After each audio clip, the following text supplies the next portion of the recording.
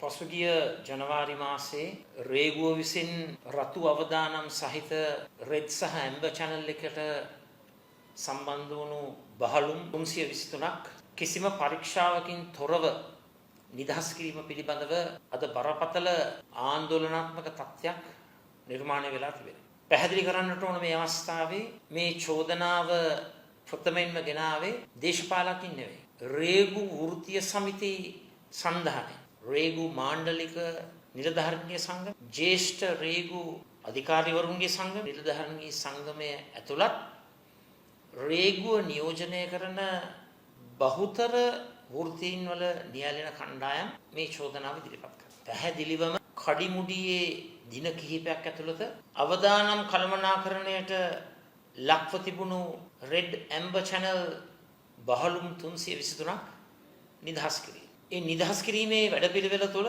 නිසි ක්‍රමවේදය අනුගමනය නොකිරීම. ඒ නිදහස් කිරීම තුළ රටට ලැබිය යුතු ආදායම අහිමිවීම, ඒ වගේම තහනම් භාණ්ඩ මුදා හැරීම, ඒ වගේම විශේෂයෙන්ම කෘත්‍රිම ගැටලුවක් නිර්මාණය කොට තදබදයක් ඇති කරලා මේ බහලුම් නිදහස් කිරීම. ඒ වගේම මීට පෙර දණ්ඩනවලට ලක්වුණු කණ්ඩායමුත් මේ බහලුම් වලට ඇතුළත් වී තිබේ. මේ ප්‍රශ්නය පිළිබඳව රජෙන්